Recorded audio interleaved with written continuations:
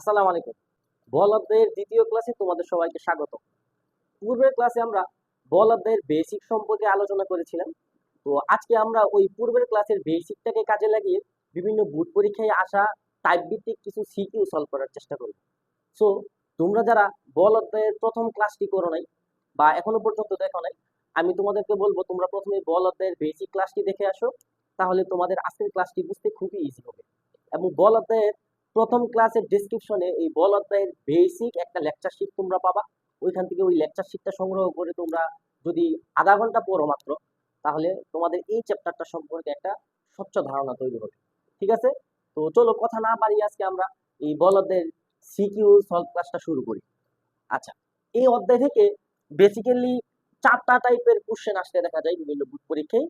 এই টাইপগুলো হচ্ছে ভরবেগ ও গতিশক্তির সংরক্ষণশীলতার সূত্র, নিউটনের দ্বিতীয় সূত্র অর্থাৎ এই এফ সমান এম এ সংক্রান্ত কিছু টাইপ আসে এই চ্যাপ্টার থেকে। ঠিক আছে?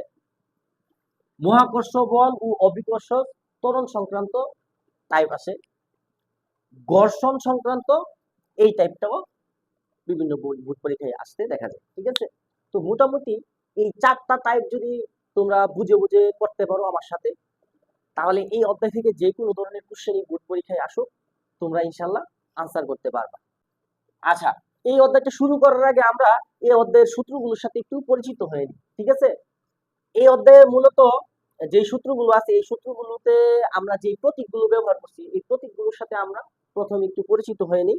যারা এর আগের ক্লাসটা তোমরা করছো, তোমরা কিন্তু জানো কোন সূত্রটা কোত্থেকে আসছে, কোন প্রতীকটা দ্বারা কি বুঝাইতেছে।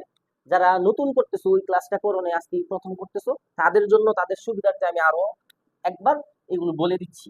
পি এখানে ভরবেগ নির্দেশ করতেছে, এম হচ্ছে ভর, বি হচ্ছে বেগ। আচ্ছা, এখানে আবার ইউ ওয়ান দ্বারা আমরা প্রথম বস্তুর আদিবেগ, ইউ টু দ্বারা দ্বিতীয় বস্তুর আদিবেগ বুঝাচ্ছি, ভি ওয়ান দ্বারা প্রথম বস্তুর শেষ বেগ, ভি টু দ্বারা দ্বিতীয় বস্তুর শেষ বেগ, এবং এম ওয়ান দ্বারা প্রথম বস্তুর ভর, এম টু দ্বারা দ্বিতীয় বস্তুর ভর বুঝাচ্ছে। ঠিক আছে? আচ্ছা, তারপরে এফ মানে হচ্ছে বল, এ মানে হচ্ছে ত্বরণ, ই কে, ঠিক আছে, কাইনেটিক এনার্জি অর্থাৎ ই কে মানে হচ্ছে গতিশক্তি, জি এই বড় হাতের জি হচ্ছে মহাকর্ষীয় ধ্রুবক, যার ভ্যালুটা হচ্ছে কি fixed 6.67 into 10⁻11 newton metre square per kg square. ঠিক আছে? এককটা কিন্তু মাথায় রাখবা, এবং এই ভ্যালুটা হচ্ছে ফিক্সড। তারপর হচ্ছে জি, জি হচ্ছে অভিকর্ষ ত্বরণ, এটার মানটাও ফিক্সড, এটা হচ্ছে 9.8 metre per second square, metre per second square এর একক। আচ্ছা, এই বড় হাতের এম দ্বারা পৃথিবীর ভর বোঝাচ্ছে, পৃথিবীর ভরটাও ফিক্সড, পৃথিবীর ভর হচ্ছে 5.98 ইন্টু 10⁻24 কেজি। এফ কে এটা দ্বারা গতি ঘর্ষণ বল বোঝাচ্ছে, এবং মিউ দ্বারা হচ্ছে গতি ঘর্ষণ সহগ বোঝাচ্ছে, এবং সবশেষে ডাব্লিউ হচ্ছে ওজন। ঠিক আছে? আচ্ছা, তাইলে আমরা এই চ্যাপ্টারের যে প্রথম সূত্রটা পড়ছিলাম, প্রথম ভরবেগ, ভরবেগ হচ্ছে পি সমান এম বি, এফ সমান পড়ছিলাম আমরা এম এ। ঠিক আছে? বল এফ সমান আমরা এম এ পড়ছিলাম, এটা কিন্তু নিউটনের দ্বিতীয় সূত্র, আমরা প্রমাণও করছিলাম কিন্তু। তারপরে এই যে দুইটা সূত্র পড়ছিলাম, M one U one plus M two U two সমান M one V one plus M two V two.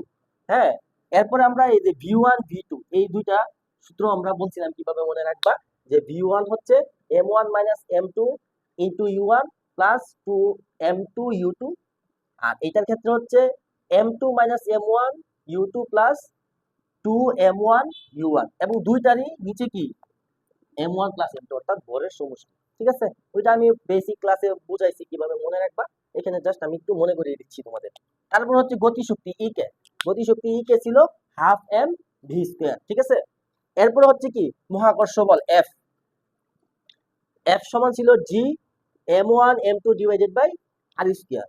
আর যদি আমরা অভিকর্ষ বল বের করতে চাই, তাহলে হচ্ছে যে এখানে বড় হাতের এম দ্বারা বোঝাচ্ছি আমরা ওই যে পৃথিবীর ভর, আর এখানে হচ্ছে অন্য যে কোনো একটা বস্তু ভর বোঝাচ্ছি, আর দ্বারা পৃথিবীর ব্যাসার্ধ বোঝাচ্ছি। ঠিক আছে? আচ্ছা, এরপর দেখো জি অভিকর্ষ ত্বরণ যদি আমরা নির্ণয় করতে চাই, তাহলে G M by R square. ঠিক আছে? আর এই জি এইচ দ্বারা বোঝাচ্ছে যদি পৃথিবী থেকে এইচ উচ্চতায় কোনো একটা বস্তু আমরা ত্বরণ বের করতে চাই, তাহলে হচ্ছে এই যে জিএইচ, এখানে জাস্ট এই সূত্রটাই জাস্ট এখানে আর এর সাথে যত উচ্চতাই বলবে আমরা ওই উচ্চতাটা কি করব আমরা যোগ করে দিব, ঠিক আছে। আচ্ছা, তারপরে এই যে এখানে আমরা পড়ছিলাম গতি ঘর্ষণ বল। এই গতি ঘর্ষণ বল হচ্ছে মিউকে, এখানে আমরা মিউ কি বলছিলাম, মিউ হচ্ছে গতি ঘর্ষণ সহগ, আর ডাব্লিউ হচ্ছে এর ওজন। আচ্ছা, তারপরে এইখানে আমরা আরো একটা সূত্র এখানে দেখতেছি, mg - f = ma। এখন আমরা এই সূত্রগুলো কাজে লাগিয়ে এই চ্যাপ্টারের যে টাইপভিত্তিক সিকিউ গুলো আসে বিভিন্ন বোর্ড পরীক্ষায়, এগুলো সলভ করার চেষ্টা করব, ঠিক আছে। টাইপ 1 ভরবেগ ও গতিশক্তি সংক্রান্ত টাইপ, এই টাইপটা রাজশাহী বোর্ড 2023 সালে আসছে। এখানে দুইটা বস্তু সংঘর্ষের আগের ও পরের অবস্থা দেখানো হচ্ছে। এখানে সংঘর্ষের আগে প্রথম বস্তুর ভর হচ্ছে 950 কেজি এবং এটা 50 কিলোমিটার/আওয়ার বেগে দ্বিতীয় বস্তুর দিকে যাইতেছে। আর দ্বিতীয় আরেকটা বস্তু হচ্ছে 700 কেজি, এটা 65 কিলোমিটার/আওয়ার বেগে প্রথম বস্তুর দিকে আসতেছে, ঠিক আছে। এবং সংঘর্ষের পরে বলা হয়েছে যে যখন দুইটা বস্তু সংঘর্ষে লিপ্ত হয়েছে, সংঘর্ষের পরে বস্তুদ্বয় একই বেগে চলছে, অর্থাৎ এই দুইটা বস্তু সেম বেগেই চলছিল। এখন আমাদের কাছে চাওয়া হয়েছে মিলিত বস্তুর বেগ নির্ণয় করো, উদ্দীপকের আলোকে ভরবেগ ও গতিশক্তি কোনটি সংরক্ষিত হয় গাণিতিকভাবে বিশ্লেষণ করো। তো চলো প্রথম কোশ্চেনটা আমরা আগে সলভ করি, তারপর আমরা দ্বিতীয়টা করব। মিলিত বস্তুর বেগ নির্ণয় করো। তাহলে মিলিত বস্তুর বেগ আমরা কিভাবে নির্ণয় করব? এখানে আমাদের কাছে কি দেয়া আছে দেখো তো। এখানে প্রথম বস্তুর ভর m1 সমান 950 কেজি, দ্বিতীয় বস্তুর ভর m2 সমান 700 কেজি।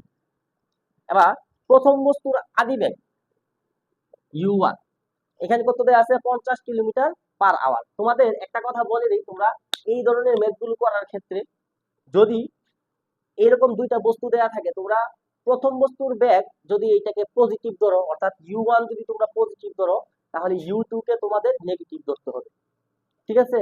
অথবা তুমি যদি এই বস্তুর দ্বিতীয় বস্তুর বেগকে পজিটিভ ধরো, তাহলে প্রথম বস্তুর বেগকে নেগেটিভ বিবেচনা করতে হবে, ঠিক আছে। এটা মাথায় রাখবা। তাহলে আমি প্রথম বস্তুর বেগকে পজিটিভ ধরতেছি। এখানে কত ছিল? 50 কিলোমিটার/আওয়ার। আমরা জানি বেগের একক হচ্ছে মিটার/সেকেন্ড, তাই না? যেহেতু এখানে কেজি ইউজ করছি আমরা, তাহলে আমরা এখানে এই বস্তুটার যে কিলোমিটার/আওয়ারে দেয়া আছে বেগটা, এটাকে মিটার/সেকেন্ডে নিয়ে যাব। তাহলে এখানে হচ্ছে 50 কিলোমিটার ছিল, তাই না? আর এই আওয়ার তো নিচে চলে আসতো 1 আওয়ার।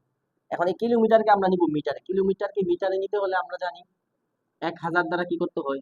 গুণ করতে হয়। তাহলে এটা মিটারে চলে গেছে। আর 1 আওয়ারকে আমরা যদি এখানে 60 গুণ 60 দ্বারা গুণ করি, তাহলে আমরা সেকেন্ড পাবো, সেকেন্ড। এখন দেখি এটা কত আসে। 50 গুণ 1000 ডিভাইডেড বাই হচ্ছে 60 গুণ 60। এখানে আমরা পাই 13.88, অর্থাৎ 13.88 মিটার/সেকেন্ড প্রথম বস্তুর বেগ। তাহলে দ্বিতীয় বস্তুর বেগ কত? u2 সমান সেম, এখানে 65 দেয়া আছে, কত? 65 কিলোমিটার/আওয়ার দেয়া আছে। তাহলে এটাকে আমরা সেম করব, সেম কাজটাই করব। 65 ইনটু কত? 1000। তাহলে এটা মিটারে চলে যাবে এবং আওয়ার যেহেতু নিচে ছিল, তাহলে আমরা এখানে 60 গুণ 60 দ্বারা গুণ করে দিব। এখানে আমরা পাবো 65 গুণ 1000 ডিভাইডেড বাই 60 গুণ 60। এখান থেকে আমরা পাইতেছি 18.06 মিটার/সেকেন্ড। এখন আমি যেহেতু বলছি যে একটা বস্তু যদি আমরা পজিটিভ ধরি, অর্থাৎ u1 এর ব্যাগটাকে আমি পজিটিভ ধরছি, তাহলে u2 এর ব্যাগটাকে আমি নেগেটিভ বিবেচনা করব। তার মানে -18.06 মিটার/সেকেন্ড, ঠিক আছে। আমাদের কাছে চাওয়া হয়েছিল কি? মিলিত বস্তুর বেগ। আমি ধরলাম মিলিত বস্তুর বেগ যেহেতু তারা বলছে একই সেম, তাহলে প্রথম বস্তুর শেষ বেগ সমান দ্বিতীয় বস্তুর শেষ বেগ সমান ভি সমান হোয়াট, ঠিক আছে। আমি এই প্রথম বস্তুর বেগ দ্বিতীয় বস্তুর বেগ তো সমান, তাহলে এদের বেগকে আমি ভি ধরলাম, ঠিক আছে। তাহলে আমরা এই ভি এর ভ্যালুই কিন্তু আমাদেরকে বের করতে বলা হয়েছে। তাহলে চলো ভি এর ভ্যালু বের করে ফেলি। আমরা কি জানি?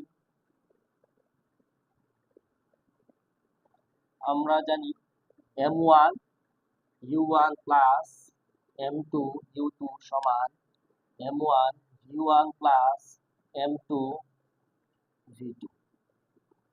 ঠিক আছে। আচ্ছা, m1 u1 আমি রাখলাম, m2 u2 রাখলাম। এখানে v1 মানে আমরা ধরছিলাম v2 মানে v, তাই না? তার মানে আমরা m1 v plus m2 v লিখতে পারি।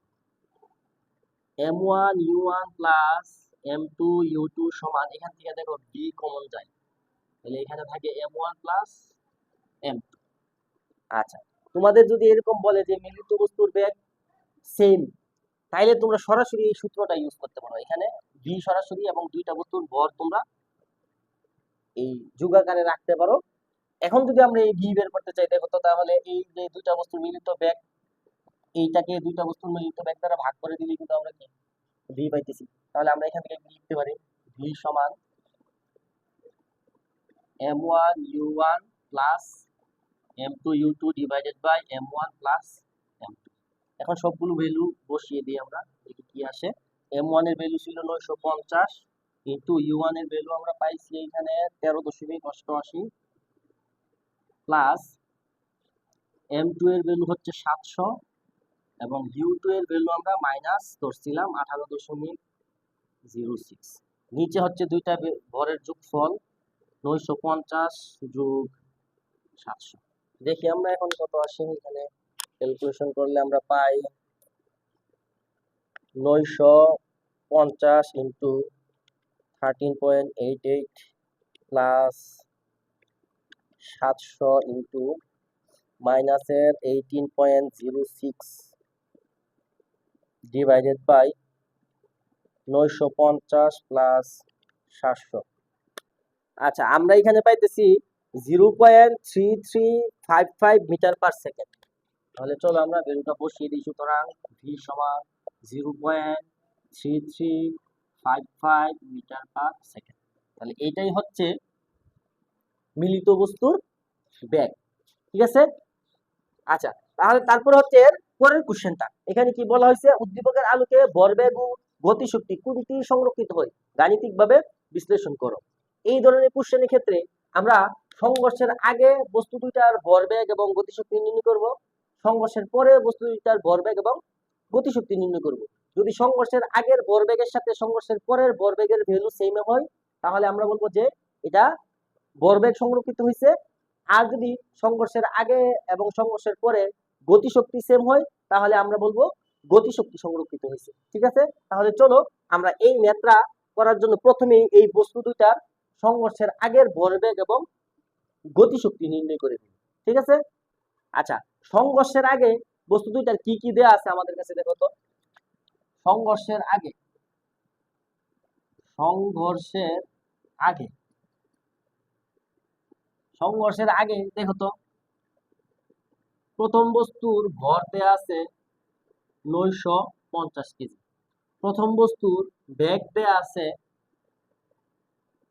আমরা এর আগের ম্যাথটাতে পাইছিলাম 13.88 মিটার পার সেকেন্ড। দ্বিতীয় বস্তুর ভর দেয়া আছে 700 কেজি। দ্বিতীয় বস্তুর বেগ আমরা পাইছিলাম -18.06 মিটার পার সেকেন্ড। এখন হচ্ছে সংঘর্ষের পরে বস্তু দুইটার ভরবেগের যোগফল আমরা চাইতেছি। তাহলে আমরা ধরলাম সংঘর্ষের পরে বস্তু দুইটার ভরবেগ p সমান প্রথম বস্তুর ভরবেগ p1 প্লাস দ্বিতীয় বস্তুর ভরবেগ p2 সমান 1। ঠিক আছে। এবং গতিশক্তি ek সমান ek1 প্লাস ek2, অর্থাৎ প্রথম বস্তুর গতিশক্তি যোগ দ্বিতীয় বস্তুর গতিশক্তি। ঠিক আছে। এইটা সমান 1। আমরা এই দুইটা জিনিস বের করব। তাহলে চলো সংঘর্ষের আগে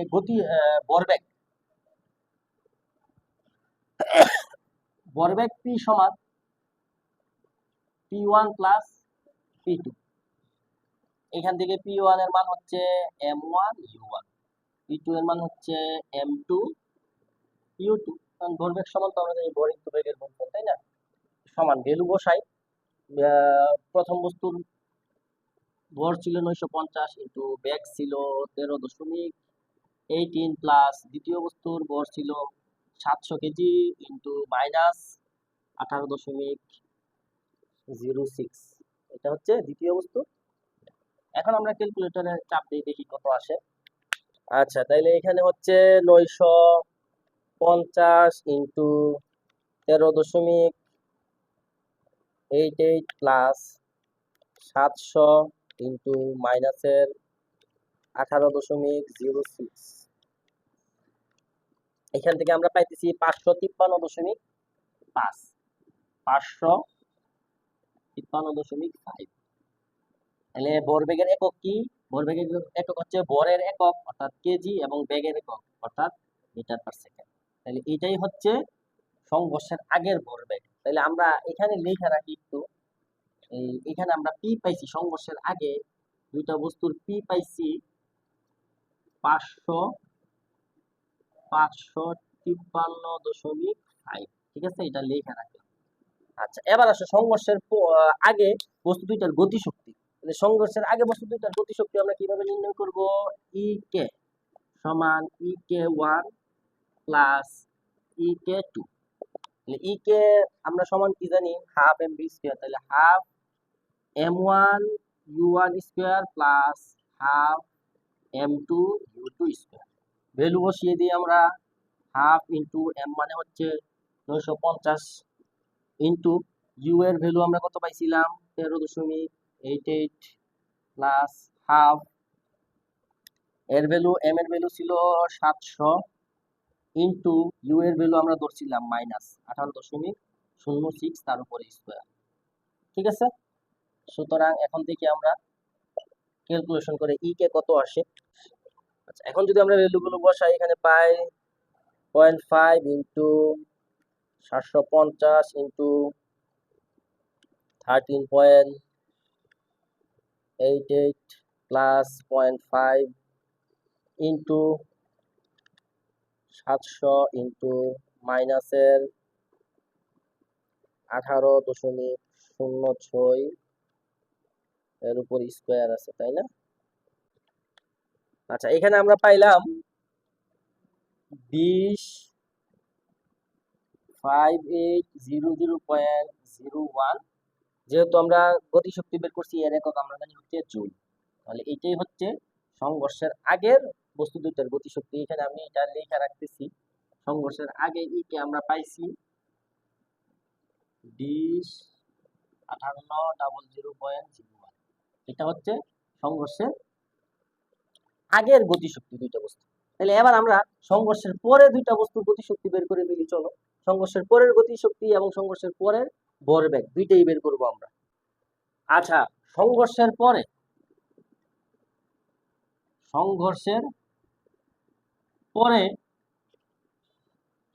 আমরা দেখি এখানে কি কি পাইছিলাম। সংঘর্ষের পরে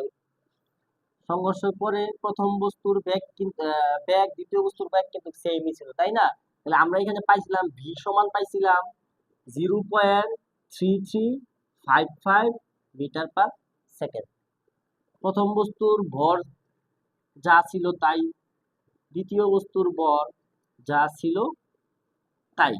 এখন আমরা বের করব সংঘর্ষের পরের মিলিত দুইটা বস্তুর কি, P1 প্লাস P2 সমান হোয়াট, এবং আবার সেম ই কে সমান ই কে 1 প্লাস ই কে 2 সমান হোয়াট।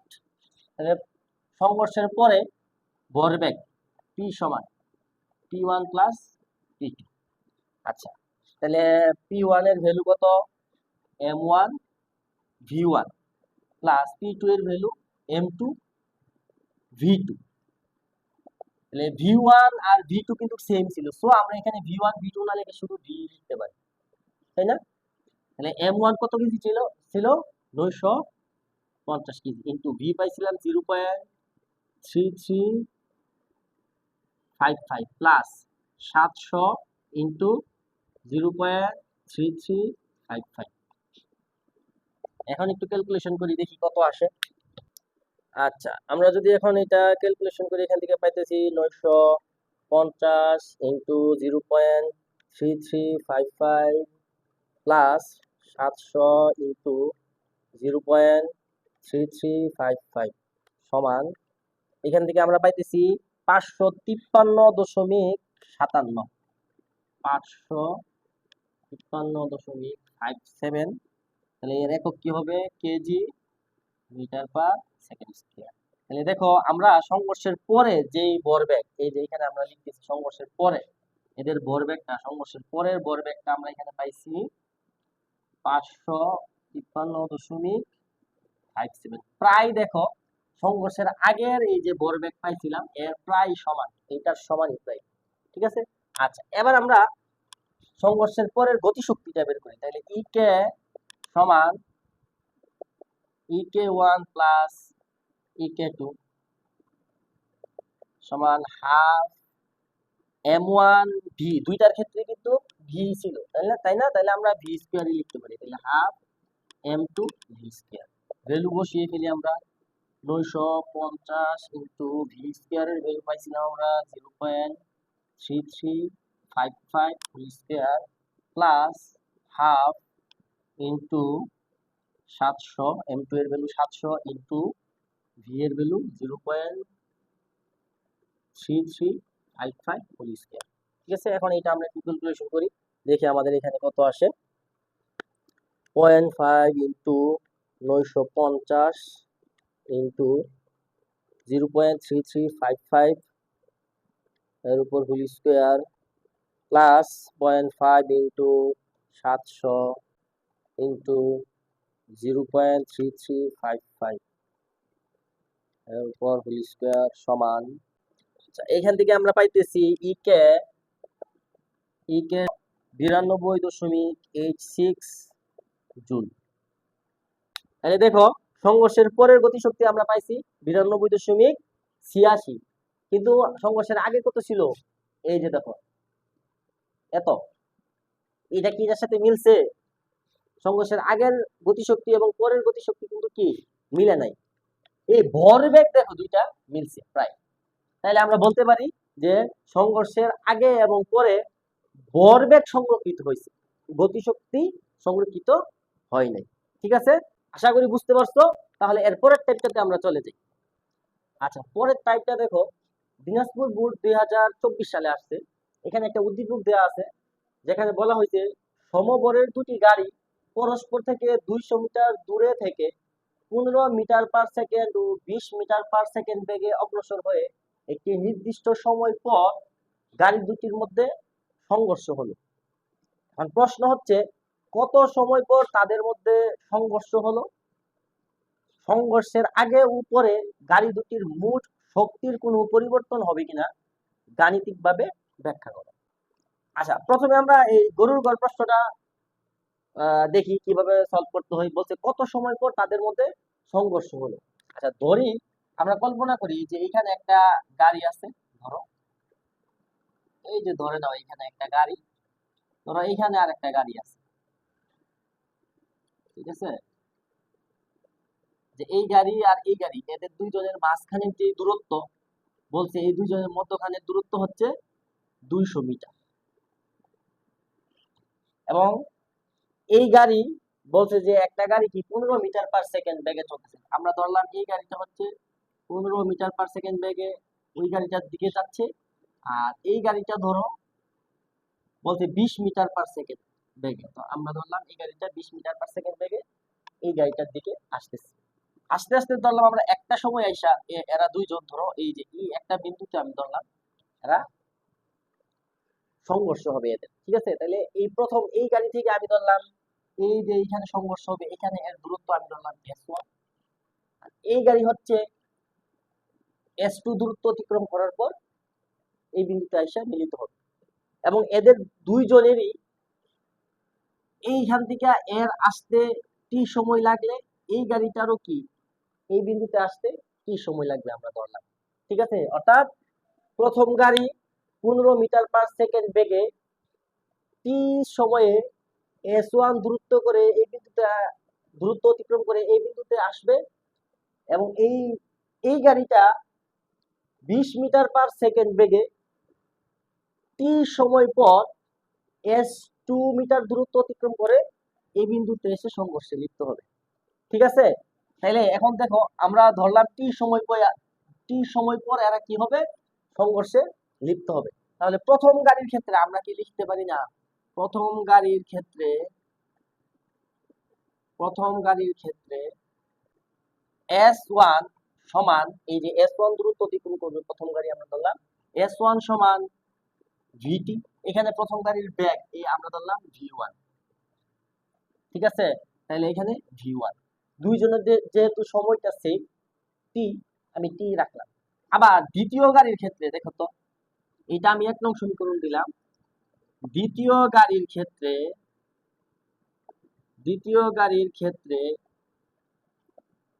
S2 সমান V2 T2, আমরা ধরলাম সে তার যে দূরত্ব এটা হচ্ছে V2, এটা আমি 2 নং সমীকরণ দিলাম। এখন যদি আমি সমীকরণ 1 যোগ 2 হতে পাই, আচ্ছা তোমরা বলো তো এখানে S1 plus S2, S1 plus S2 এই দুইটাই তো হচ্ছে, এই দুইটা দূরত্ব, মোট দূরত্ব তো হইছে 200 মিটার, তাই না? তাহলে S1 প্লাস S2 আমরা এখানে কি 200 মিটার লিখতে পারি না? লিখতে পারি কিন্তু, ঠিক আছে? তাহলে এখন আমরা 1 এবং 2 যদি যোগ করি, দেখো কি পাই এখান থেকে, একে আছে কি S1 যোগ S2 সমান V1T প্লাস V2T।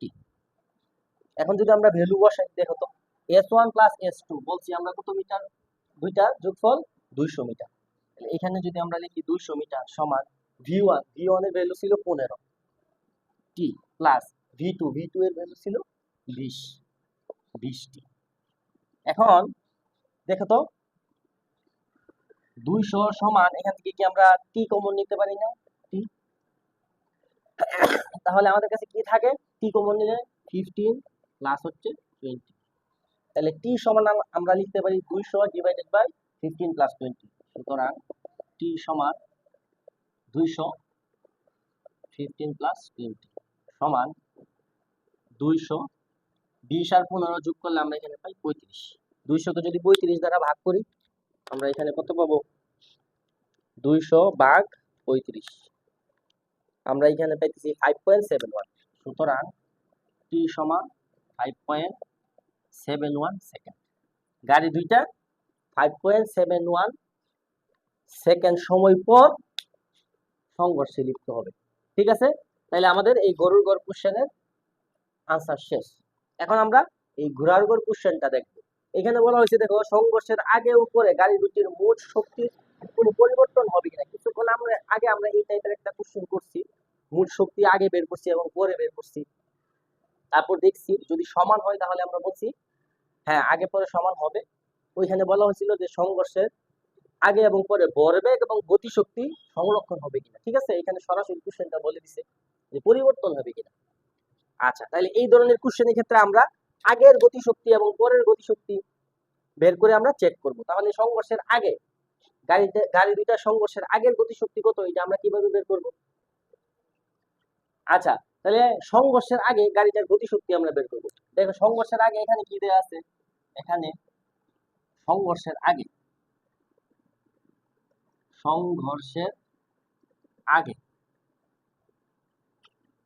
এখানে কি দেয়া আছে, এই প্রথম গাড়ির ভর দেয়া আছে m1। আচ্ছা, সমভরের দুটি গাড়ির ভর বলছে, ঠিক আছে? তাহলে আমি ধরলাম দুইটা গাড়ির ভরই তো সমান, অর্থাৎ m1 সমান m2 সমান আমরা m ধরলাম।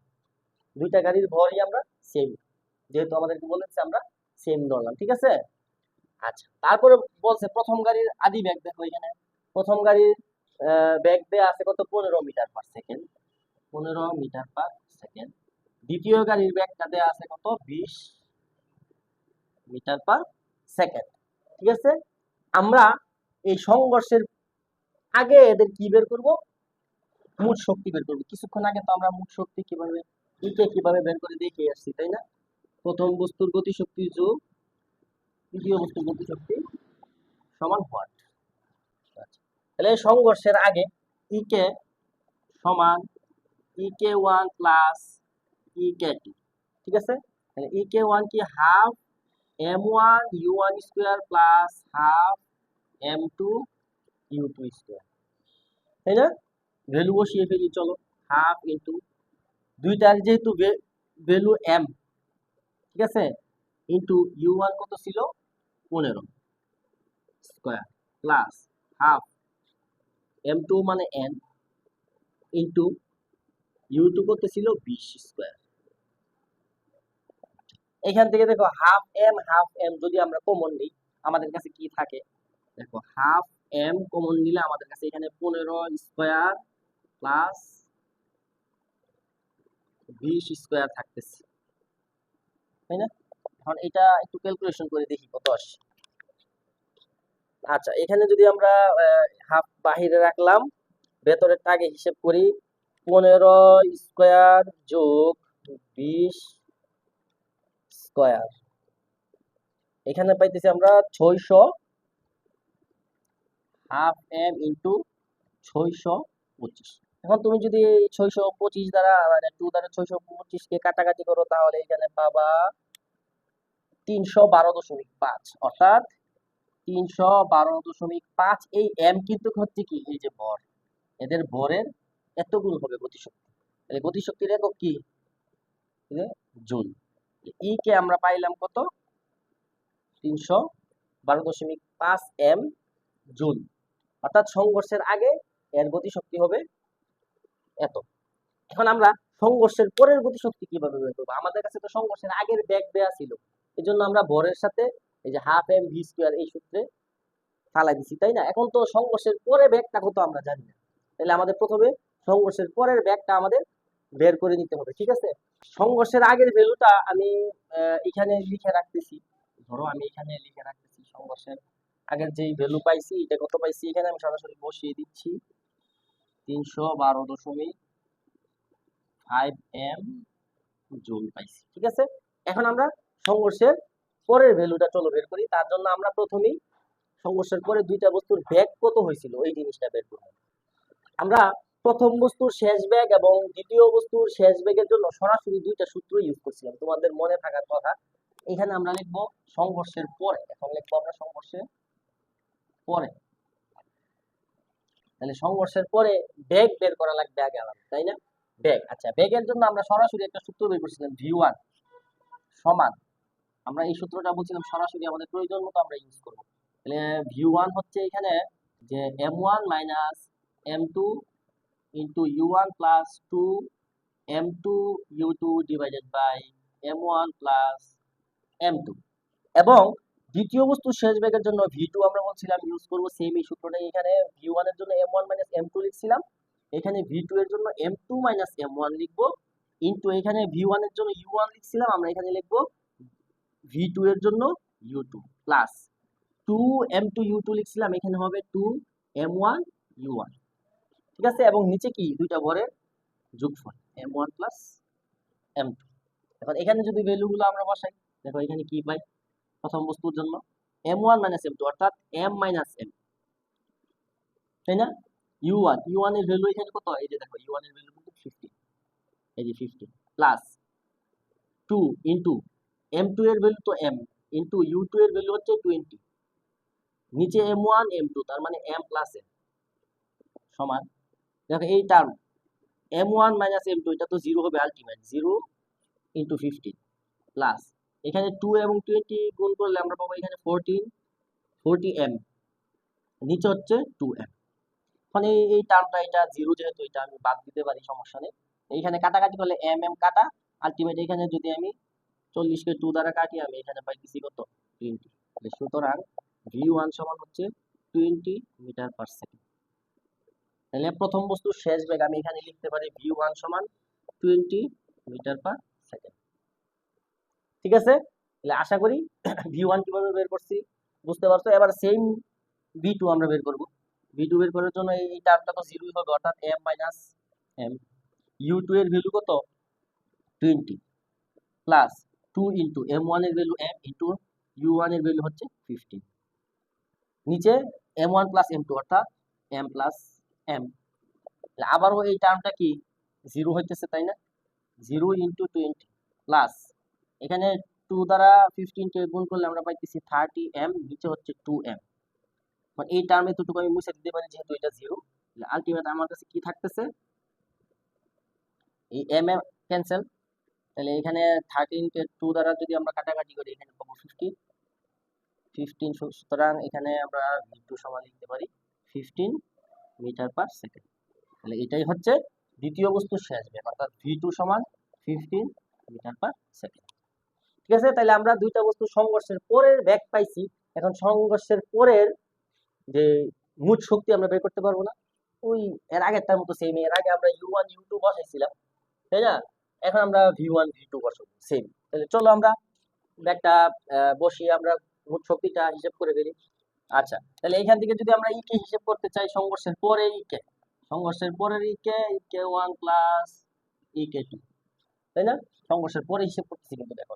তাহলে এখন আসো আমরা হাফ m1, দুইটাই যেহেতু m1 এর ক্ষেত্রেও কিন্তু m, তাই না? আচ্ছা, আমি m1 লিখতেছি, m1 v1 square plus m2 v2 square, value বসাই হাফ m1 তো মানে m, v1 কত পাইছিলাম 20, তাহলে আমরা এখানে লিখবো 20 স্কয়ার প্লাস হাফ m2 মানে কি m তো ইনটু v2 পাইছিলাম 15, তাহলে এখানে 15 স্কয়ার। এখন একটু ক্যালকুলেশন করি, দুইটা থেকেই দেখো হাফ এম কমন যায়, এই যে হাফ এম কমন নিলাম, তাহলে আমাদের এখানে থাকতেছে কি 20 স্কয়ার প্লাস 15 স্কয়ার। এখন যদি আমরা এই দুইটা কি করি, ওই দেখো তখনও কিন্তু আমাদের এইটাই আসছিল, তখন আসছিল 15 স্কয়ার প্লাস 20 স্কয়ার, এখন আসছে 20 স্কয়ার প্লাস 15 স্কয়ার, তাহলে সেম তখন আমরা পাইছিলাম কত ভ্যালুটা 625 পাইছিলাম সম্ভবত, 625 না, হ্যাঁ 625ই পাইছিলাম। এখন যদি এই 2 দ্বারা এটাকে কাটাকাটি করো, তাহলে এখানে আলটিমেট পাবা 312.5, তাহলে এখানে m আছে, আমরা এখান থেকে লিখতে পারি 312.5 m জুল ইকে। পরের ইকে, তাহলে দেখো পরের ইকে এবং আগের ইকে মিলছে কিনা, এইটাই কিন্তু ছিল, তাই না? এইটাই ছিল। তাহলে আমরা বলতে পারি যে সংঘর্ষের আগে উপরে গাড়ি দুটির মোট শক্তির কোনো পরিবর্তন কি হয়েছে না, মোট শক্তি কি ছিল, এই কি ছিল, সেম ছিল। ঠিক আছে, আশা করি তাহলে এই টাইপটা বুঝতে পারছো। এই টাইপটা থেকে তোমাদের আরো অনেক প্রচুর অঙ্ক আসে, অনেক অঙ্ক আসে এই টাইপটা থেকে। ঠিক আছে, তো এটা তোমরা এই ধরনের আরো যা আছে, যতগুলো আসছে বোর্ডের মধ্যে, তোমরা এগুলা দেখে নিবে। ঠিক আছে, আচ্ছা তাহলে আমরা এর পরের টাইপে চলে যাই, চলো। আচ্ছা, পরের টাইপটা দেখো, চট্টগ্রাম বুট 2024 সালে আসছে। এখানে একটা উদ্দীপক দেওয়া আছে, যেখানে বলা হয়েছে টেবিলে রাখা 500 গ্রাম ভরের একটি বইয়ের কার্যকরী বল 4.88 নিউটন।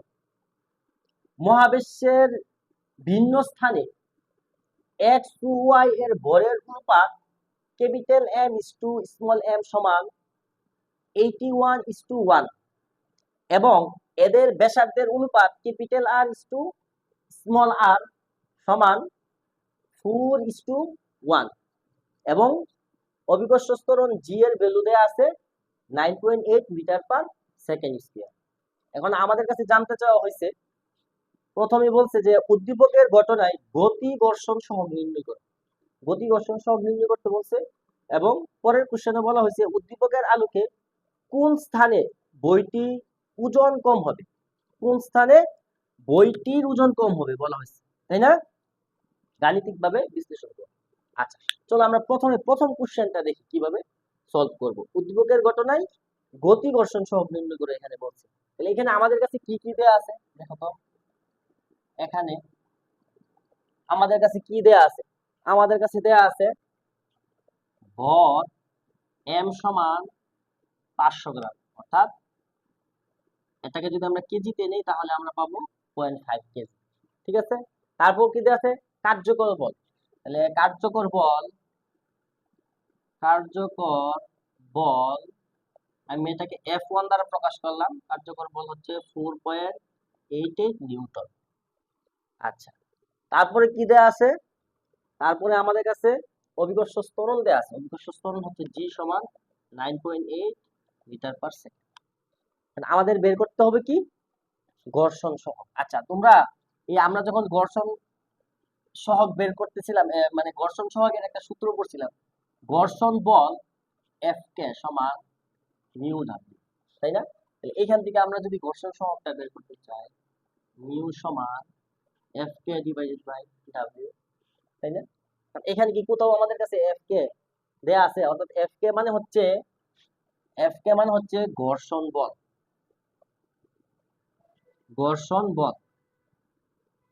F কে সমান হোয়াট, এটা আমরা বের করব, ঠিক আছে। এবং ঘর্ষণ সহগ, ঘর্ষণ সহগ, ঘর্ষণ সহগ মিউ সমান হোয়াট, ঠিক আছে। এতটুকু বের করতে বলছে। এখন দেখো এই ঘর্ষণ বলটা বের করার জন্য আমাদের কি কি লাগবে। এই ঘর্ষণ বলটা হচ্ছে মূলত আমরা কোন একটা বস্তুর উপর যেই বলটা প্রয়োগ করি, অর্থাৎ প্রয়োগকৃত বল, প্রয়োগকৃত বল সমান হচ্ছে ঘর্ষণ বল যোগ কার্যকর বল,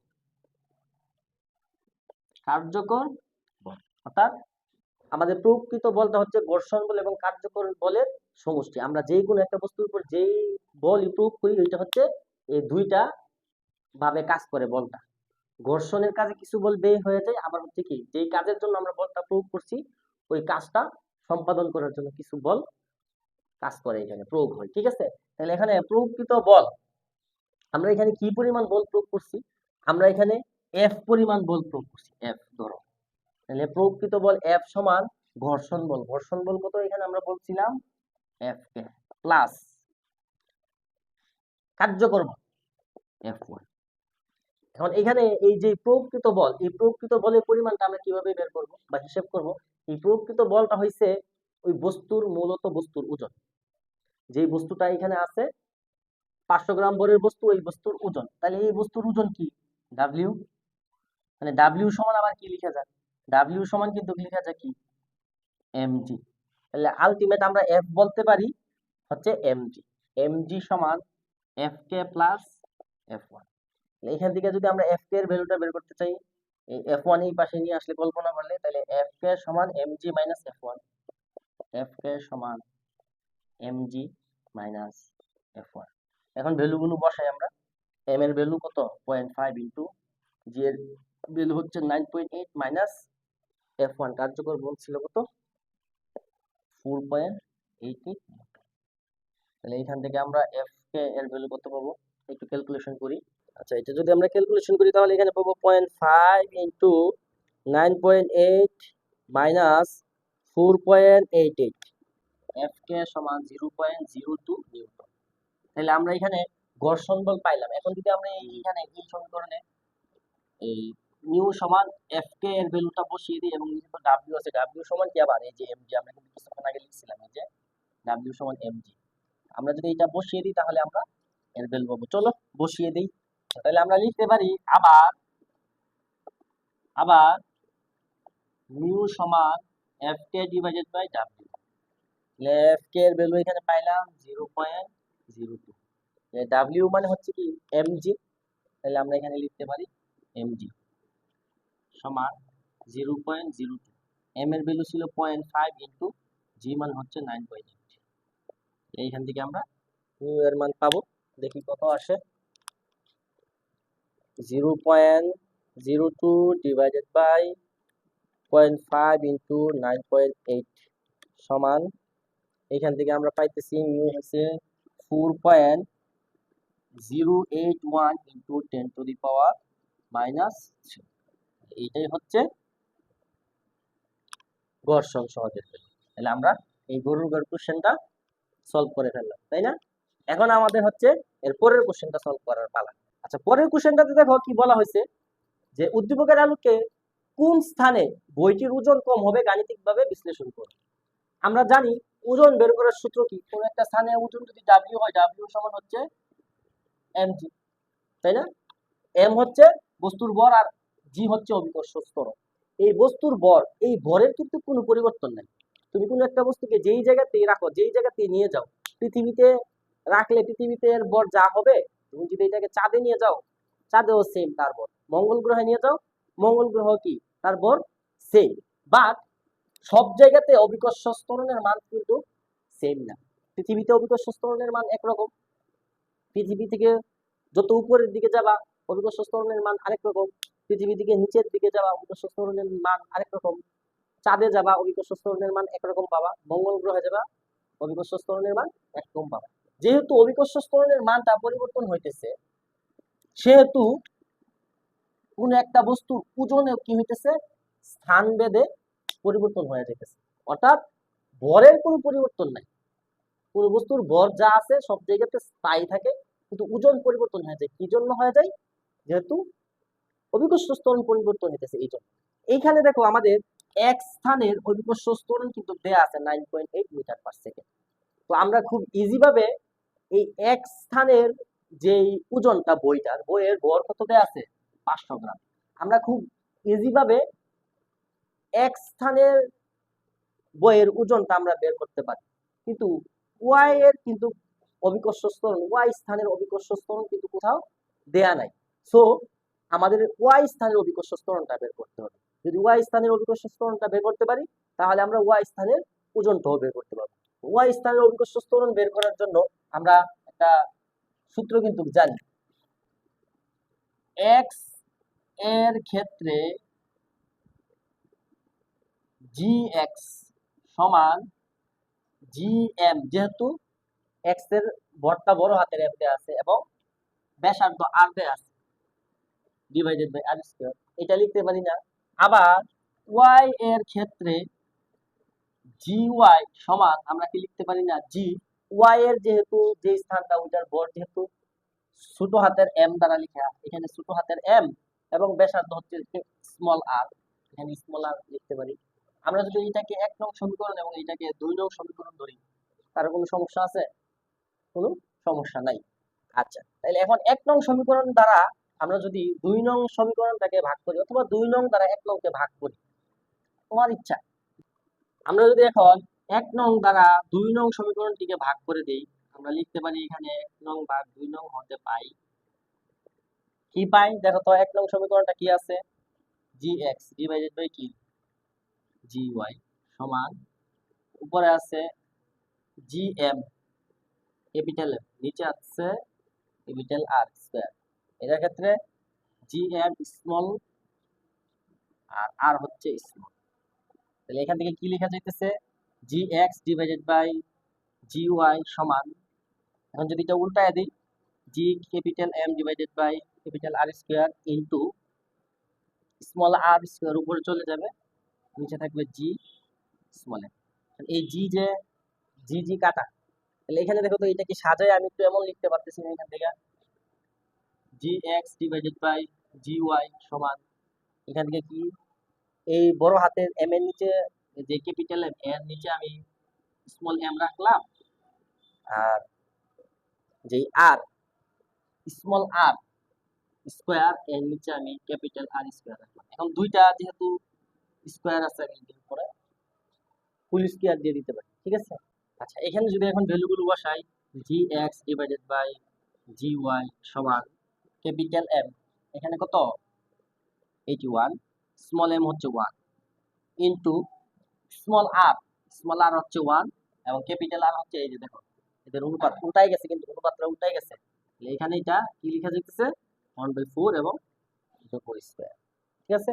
এখান থেকে আলটিমেট আমরা কি লিখতে পারি, gx gy ডিভাইডেড বাই 80, এখানে 1 দেয়া আছে কথা, না দেয়া তো ইনটু এখানে লেখা যাইতেছে 1/16, ঠিক আছে, স্কয়ার আছে কিন্তু। তাহলে আলটিমেট এখান থেকে কি লেখা যাইতেছে, ধরো আমরা এখানে লিখে দিই gx ডিভাইডেড বাই gy সমান, এখান থেকে লেখা যাইতেছে 81 ডিভাইডেড বাই 16। সুতরাং আমরা কি এটা একটু আড়াআড়ি গুণ করে ফেলি, gy এর মানটা আমরা পেয়ে যাব এখান থেকে, gy সমান 16 gx।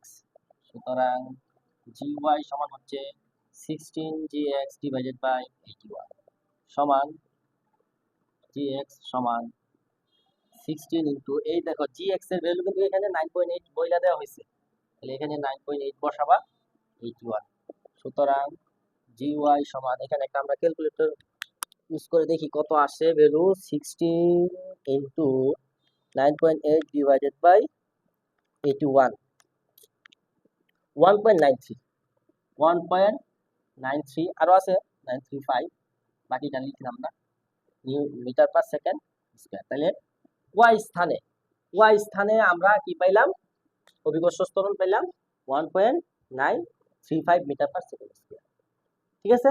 এখন তাইলে আমরা ওয়াই স্থানের যেই ভর এবং ওয়াই স্থানের যেই অভিকর্ষজ ত্বরণ, যদি এই দুইটাকে আমরা গুণ করি ওয়াই স্থানের ওজন পাবো, এক্স স্থানের যেই ভর এবং এক্স স্থানের যেই অভিকর্ষজ ত্বরণ, এই দুইটাকে গুণ করলে আমরা ওয়াই এক্স স্থানের ওজন পাবো।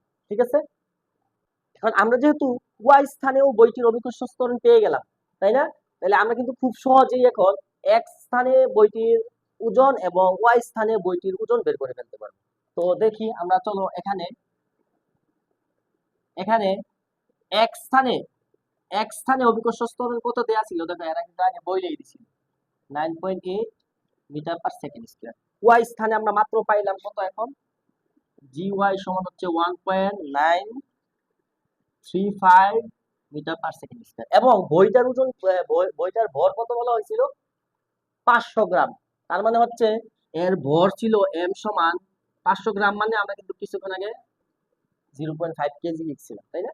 এখন আমাদের কাজ হচ্ছে ডাব্লিউ এক্স সমান হোয়াট, ডাব্লিউ ওয়াই সমান হোয়াট, এটা বের করা। ঠিক আছে, তাহলে চলো দেখি আমরা কিভাবে বের করব। আমরা তো জানি ডাব্লিউ এক্স সমান আমরা কি বের করব, এম জি এক্স, তাই না। তাহলে সমান এম এর ভ্যালু হচ্ছে 0.5 ইন্টু জি এর ভ্যালু 9.8। এখন এটা একটু ক্যালকুলেশন করি, এখান থেকে আমরা কত পাবো, 0.5 ইন্টু 9.8, এখানে আমরা পাইতেছি 4.9। তাহলে বইটার ওজন হচ্ছে এক স্থানে 4.9 নিউটন, এইটা। এখন দেখি ওয়াই স্থানে কত, ডাব্লিউ ওয়াই সমান কত, এম জি ওয়াই। তাহলে এম এর ভ্যালু তো সেমই আছে, ভর কিন্তু কোথাও চেঞ্জ হয় না। ঠিক আছে, তুমি পৃথিবীতে তোমার ভর যা, চাঁদে মঙ্গল গ্রহে যেখানে তুমি যাও, ভর কিন্তু ঠিকই থাকবে, ওজন চেঞ্জ হইতেছে। ওজন কি জন্য চেঞ্জ হইতেছে, এই যে অভিকর্ষজ ত্বরণ চেঞ্জ হওয়ার কারণে ওজন চেঞ্জ হইতেছে। ঠিক আছে, আচ্ছা, ইনটু এখানে জি ওয়াই কত ছিল, এই যে এটা পাইছিলাম 1.935, তাহলে 0.5 ইন্টু 1.935 সমান, এখান থেকে আমরা পাইলাম 0.9675 নিউটন। ঠিক আছে, তাহলে ওয়াই স্থানে ওজন কি বেশি নাকি এক স্থানে বেশি, অবশ্যই বইটির ওজন এক স্থানে বেশি। আমাদের কাছে কিন্তু জানতে চাওয়া হয়েছে বইটির ওজন কম হবে কোন স্থানে, তাহলে কম হবে কিন্তু কি ওয়াই স্থানে, আনসার তাইলে যে বইটির ওজন ওয়াই স্থানে কম হবে। ঠিক আছে, আশা করি তাহলে এটা বুঝতে পারছো। পরের টাইপটা দেখো, সিলেট বোর্ড 2023 সালে আসছে এই টাইপটা, এটা খুবই ইম্পর্টেন্ট একটা টাইপ। ঠিক আছে, আচ্ছা, এখানে একটা চিত্র দেয়া আছে, এটা একটা কপিকলের চিত্র। এখানে একটা সুতার সাহায্যে তিনটা বস্তুকে যুক্ত করা হয়েছে। ঠিক আছে, তিনটা বস্তু কি, এই যে এখানে একটা বস্তু যার ভর হচ্ছে 66 কেজি, বি বস্তুর ভর হচ্ছে 30 কেজি, এবং এখানে এই যে একটা, এটা হচ্ছে একটা টেবিল, এই টেবিলের উপর পি একটা বস্তু রাখা আছে যার ভর হচ্ছে 2 কেজি, এবং এই যে টেবিলের উপর যে বস্তুটা, এই বস্তুটার যেই ঘর্ষণ সহগ এটা এখানে আছে 0.2। আমাদের কাছে কি জানতে চাওয়া হয়েছে, দেখো আমাদের কাছে জানতে চাওয়া হয়েছে যে পি বস্তুর উপর ঘর্ষণ বল নির্ণয় করো এবং ভূপৃষ্ঠে পতিত হওয়ার সময় পি বস্তুটির ত্বরণ ও অভিকর্ষজ ত্বরণের মধ্যে তুলনা করে। ঠিক আছে, আমাদের কাছে এই দুইটা জিনিস চাওয়া হয়েছে। তাহলে চলো প্রথমে আমরা এই পি বস্তুর উপর ঘর্ষণ বলটা কিভাবে নির্ণয় করব সেটা দেখি আগে। দেখো এখানে আমাদের কি দেয়া আছে, এখানে এই গরুর ঘর প্রশ্নটা আমরা সলভ করতেছি প্রথমে। এখানে আমাদের কাছে পি বস্তুর ভর দেয়া আছে, তাহলে ভর আমি এমপি লিখলাম আর কি, অর্থাৎ পি বস্তুর ভর 2 কেজি। ঠিক আছে, আর কি দেয়া আছে, ঘর্ষণ সহগ দেয়া আছে। ঘর্ষণ সহগটি কি দ্বারা প্রকাশ করে, আমরা বলছিলাম ঘর্ষণ সহগটি কিন্তু নিউ দ্বারা প্রকাশ করা হয়। ঠিক আছে, ঘর্ষণ সহগের ভ্যালুটা দেয়া আছে 0.2। আমাদের কাছে জানতে চাওয়া হয়েছে পি বস্তুর উপর ঘর্ষণ বল, আমরা ঘর্ষণ বলকে এফ দ্বারা প্রকাশ করছিলাম, তাই না, সমান ওয়াট। আচ্ছা, আমরা ঘর্ষণ বলের একটা সূত্র কিন্তু করছি, সেটা কি, আমরা জানি এফ সমান নিউ ডাব্লিউ। আচ্ছা, এইখানে দেখো নিউর মান দেয়া আছে, কিন্তু ডাব্লিউর মান কি কোথাও দেয়া আছে, ডাব্লিউর মান দেওয়া নাই, কিন্তু এম কিন্তু দেওয়া আছে, অর্থাৎ বস্তুর ওজন, ডাব্লিউ ছিল ওজন, ওজন দেওয়া নাই কিন্তু ভর দেওয়া আছে। যদি কোনো একটা বস্তুর ভর দেওয়া থাকে আমরা কিন্তু বস্তুটা যদি উপরে থাকে ওইটার ওজন কিন্তু আমরা বের করতে পারি। কিভাবে বের করতে পারি? এই ডাব্লিউ সমান আমরা জানি আবার কি এমজি। ঠিক আছে, এখানে ভ্যালু বসাই আমরা। নিউ এর ভ্যালু হচ্ছে 0.2 ইনটু এম হচ্ছে 2 কেজি, আর অভিকর্ষ ত্বরণ অর্থাৎ জি এর মান তো আমরা জানি 9.8। এটাকে যদি এখন আমরা একটু ক্যালকুলেশন করি তাহলে এখান থেকে আমরা এফ এর ভ্যালু পাবো 0.2 into 2 into 9.8 is equal to 3.92। সুতরাং এফ সমান 3.92 নিউটন। তাহলে পি বস্তুর উপর ঘর্ষণ বল হচ্ছে কি 3.92 নিউটন। তাহলে আমাদের এই গরুর ঘর কোশ্চেনের অ্যান্সারটা হয়ে গেল। ঠিক আছে, এখন হচ্ছে আমাদের এই ঘোড়ার ঘর কোশ্চেনের অ্যান্সারটা বের করার পালা। ঠিক আছে, আমরা ঘোড়ার ঘর কোশ্চেনটা কিভাবে সলভ করব।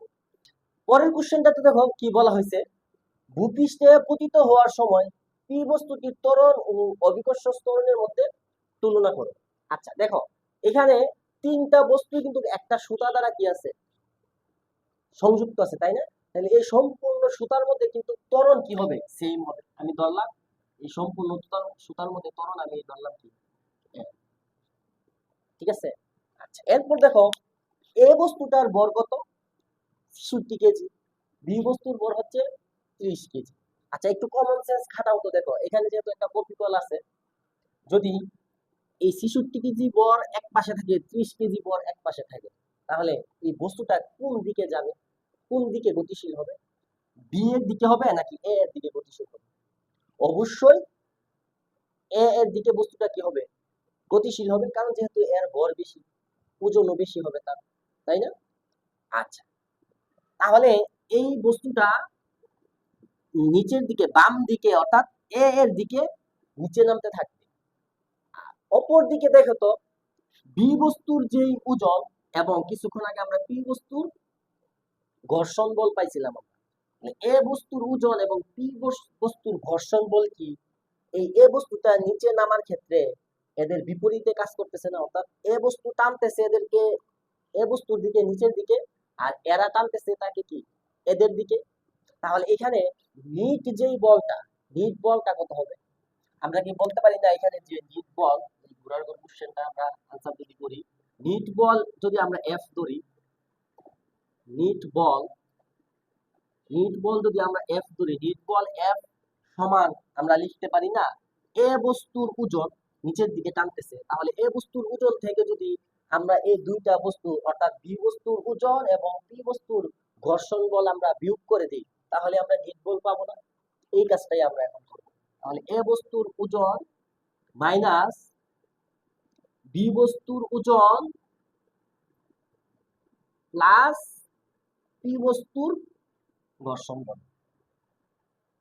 কি করলাম আবারও বলতেছি, দেখো এ বস্তুর যে ওজন, এ বস্তুর ওজন হচ্ছে কি এমজি, মানে এম এ দ্বারা বুঝাচ্ছি আমরা এ বস্তুর ভর এমজি। এটা থেকে আমরা বাকি দুইটার ওজন এবং ঘর্ষণ বল মাইনাস করে ফেলছি, কারণ এরা তো তাকে নিচে নামতে বাধা দিতেছে, তাই না? তো এটা বিয়োগ করে দিলে আমরা কি নিট বলটা পেয়ে যাচ্ছি। তাহলে এখানে যদি আমরা ভ্যালুগুলো বসাই, এম এ এই যে 66 কেজি, 66 কেজি ইন্টু 9.8 অভিকর্ষ ত্বরণ মানে জি এর মান 9.8 মাইনাস এর ভ্যালু হচ্ছে 30 ইন্টু 9.8 প্লাস কিছুক্ষণ আগে আমরা এই যে পি বস্তুর ঘর্ষণ বল আমরা পাইছি, কত পাইছিলাম 3.92। এখন এইটাকে আমরা একটু ক্যালকুলেশন করে দেখি আমাদের নিট বলটা কত আসে। 66 into 9.8 minus 30 into 9.8 plus 3.92 is equal to 348.88। তাহলে সুতরাং নিট বল আমরা পাইছি এখানে 348.88 নিউটন। আমরা এখন যেহেতু নিট বল এফ পেয়ে গেছি, আমাদের এখন ত্বরণ বের করা কি কোনো ব্যাপারই না। আমরা এখানে এই এফ সমান পাইলাম কত, এটা একটু লিখে রাখতেছি 348.88 নিউটন। ঠিক আছে, এখন আমরা কি করব, এই যে নিট যেই বলটা পাইছি, এই নিট বলটাকে সবগুলো ভরের সমষ্টি দ্বারা ভাগ করে দিব, তাহলে আমরা ত্বরণ পাবো। কারণ কি, আমরা কি জানি, আমরা জানি আমরা জানি এফ সমান কি এম এ, তাই না? তাহলে এ সমান এখান থেকে কি লেখা যাবে, এফ বাই এম। এই যে এখানে এম মানে হচ্ছে, এই এম মানে হচ্ছে M A plus M B plus M P, অর্থাৎ সবগুলো ভরের তিনটা বস্তুর ভরের সমষ্টি হচ্ছে এই এম। যেহেতু আমরা তিনটা ভরেরই তো কি তিনটা বস্তুরই কি বের করলাম, বল বের করলাম, নিট বল। তাহলে এখানে এই এম ছিল 66 প্লাস ওই এম হচ্ছে 30 প্লাস এটা হচ্ছে 2। এখন এইগুলো যোগ করলে আমরা পাবো কত, 8 এবং 9, 98 কেজি। সো এখানে এই এম এর ভ্যালু হচ্ছে 98, আমরা এখানে বসাই। এফ পাইছি এত, তাই না? 348.88 ডিভাইডেড 98 কেজি। এখন এটাকে একটু ভাগ করে দেখি কত আসে। 348.88 ডিভাইডেড বাই 98, এখান থেকে আমরা পাই 3.56। 3.56 ত্বরণের একক কি, মিটার পার সেকেন্ড।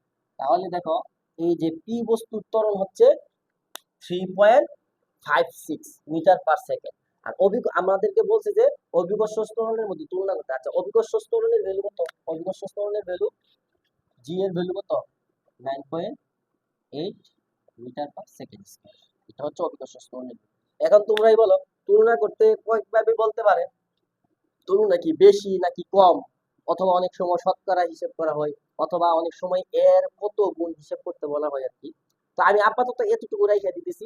তুলনা করলে বলতো অভিকর্ষ ত্বরণের যে কি পি বস্তুর ত্বরণটা বেশি নাকি কম? কম। তো তুমি এক কথাই এতটুকু লিখতে পারো যে অভিকর্ষ ত্বরণের তুলনায় পি বস্তুর ত্বরণ কি কম। ঠিক আছে? যাই হোক, তাহলে এই মোটামুটি এই কয়টা টাইপই এই চ্যাপ্টার থেকে বেশি আসে। আমি চেষ্টা করছি তোমাদেরকে এই প্রতিটা টাইপ থেকেই, আমাদের এই চ্যাপ্টারের সবগুলো সূত্র ইউজ করে বোর্ড পরীক্ষায় যেই টাইপগুলো আসে প্রত্যেকটা টাইপ থেকেই তোমাদের আমি অঙ্কগুলো করানোর চেষ্টা করছি। তো তোমরা যদি মোটামুটি এই অঙ্কগুলা আমার সাথে সাথে করো, এবং এইগুলার মতো আরো তোমাদের টেস্ট পেপারে কিংবা গাইডে যে বোর্ড পরীক্ষার প্রশ্নগুলো আসছে এইগুলোর মতো এই টাইপগুলো যদি তোমরা নিজেরা এইগুলো একটা করার পর ওইখান থেকে আরো দুইটা তিনটা নিজেরা প্র্যাকটিস করে ফেলো, তাহলে তোমাদের এই চ্যাপ্টারের উপর একটা মোটামুটি স্ট্রং একটা প্রিপারেশন হয়ে যাবে। ঠিক আছে?